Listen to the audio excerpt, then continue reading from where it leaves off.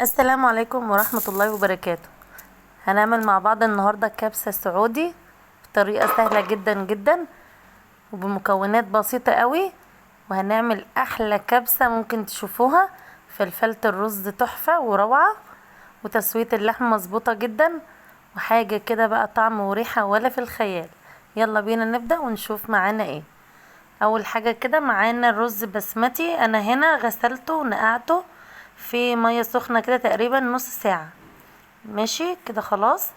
تاني حاجة بقى معايا اللحمة بتاعتي مسلوقة، وكمان الشوربة بتاعتها، وبصلاية كده متخرطة خرط صغيرة، ومعايا التوابل بقى فلفل اسود وقرفة، وكمان 7 بهارات، ومعايا معلقة كبيرة من خلطة الكبسة، ولومي مجفف، وورق لورا، وعودين قرفة خشب، وعودين قرنفل، وكبيبة صيني.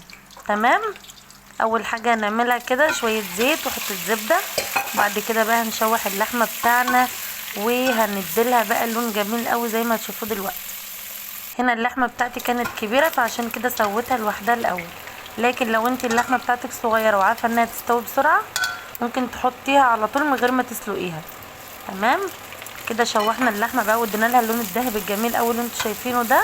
بعد كده هنزل بقى بالبصلايه بتاعتي المفرومه، هنشوحها كويس قوي مع اللحمه لحد ما البصلايه كده تدبل زي ما انتوا شايفين كده. وبعد كده هنزل بقى بالتوابل، هحمص بقى التوابل كده واديلها ريحه مع اللحمه كده، يا دوب ريحه التوابل تبدا تطلع وتتحمص كويس قوي كده وتتشوح. وبعد كده بقى هننزل بالشوربه بتاعنا.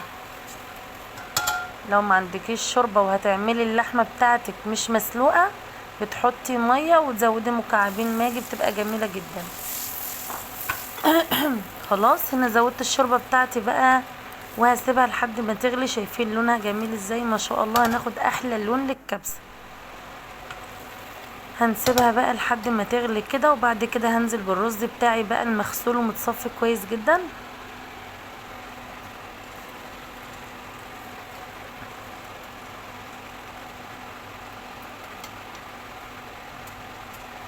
هديلهم تقليبه بقى واسيبهم كده على النار لحد لما يغلوا. لما تبدا تغلي بقى والرز يتنشف كده ويشرب الشوربه بتاعنا دي، هنبدا ان احنا نهدي عليها النار ونغطيها بقى ونسيبها لحد لما تستوي.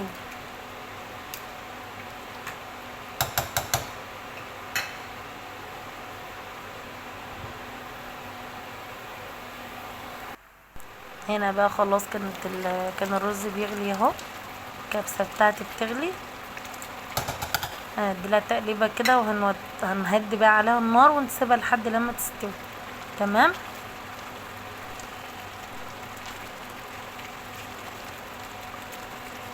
خلاص كده اتشربت الميه خالص اهي.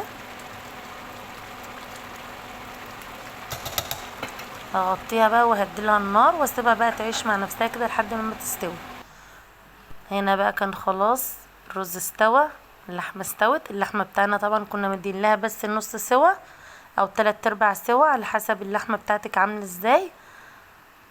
وخلاص كده بقى استوت وهنغرفها بقى مع بعض دلوقتي. هنجيب بقى طبق التقديم بتاعنا كده ونغرف بقى الكبسة بتاعنا ونقلبها كده. الله على الروايح الجميلة والطعم التحفة واللون الخطير بتاع الرز، لون جميل جدا جدا. يعني واخد اللون المظبوط، الصفار المظبوط قوي، واللحمة لونها وريحتها وطعمها تحفة بجد. والله العظيم كانت تحفة تحفة تحفة. شايفين فلفلة الرز؟ مفيش حباية لازقة في حباية، حاجة كده ما شاء الله ولا قوة الا بالله. حاجة جميلة جدا وحلو قوي. ما تنسوش بقى لو بتتابعوني على الفيسبوك تعملي لي متابعة للصفحة، ولو بتتابعيني على اليوتيوب تنسيش بقى اشتراك في القناة وتفعيل زر الجرس علشان يوصلك كل جديد، ولايك وشير للفيديو لو عجبكم.